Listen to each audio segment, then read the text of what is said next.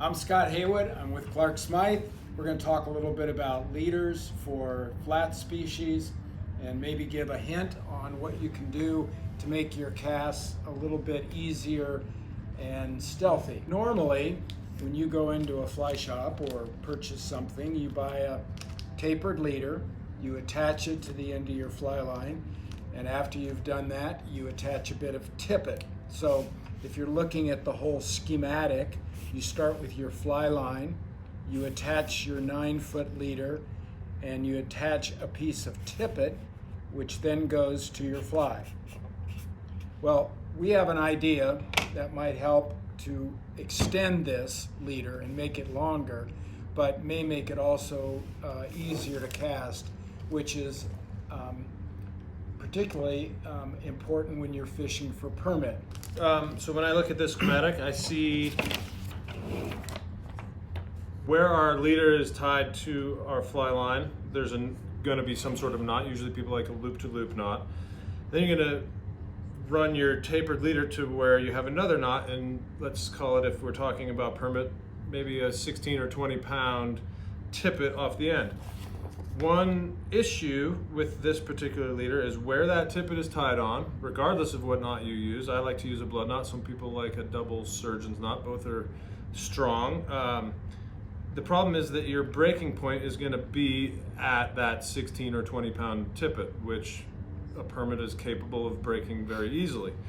One nice thing about when you're permit fishing is rare that you're changing flies so frequently that you start chewing up that piece of tippet, which is usually why people add a piece of tippet to the end of a pre-tapered leader.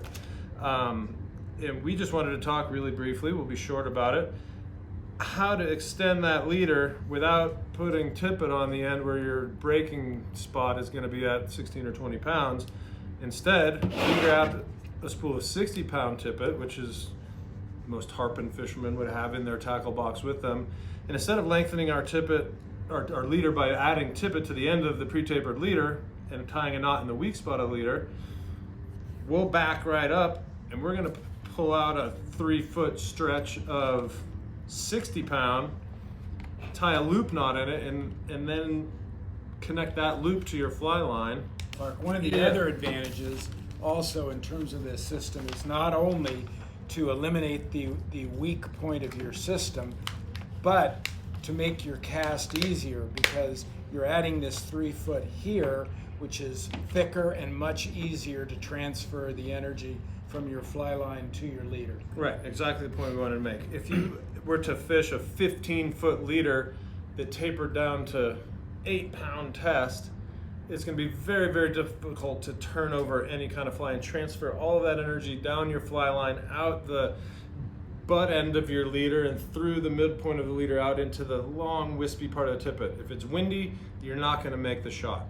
However, if you lengthen your leader by adding something much stouter to the end of your fly line and then tie a tapered leader onto the end of that butt section, not only will that energy transfer further, but now you have a 12, maybe 15-foot leader, which is going to provide you the stealth that you really want when you're permit fishing, to be able to transfer the energy, transfer the fly, make the shot, and have an opportunity to catch the fish.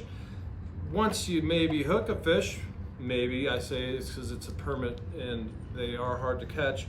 If you do hook a permit, I like the idea of having a knot in my leader setup that's at 60 pound to 60 pound versus a knot that's at 16 pound. Anyway, that's just a little tidbit that we wanted to share with you. Thanks for tuning in. Stay tuned for more tips next time.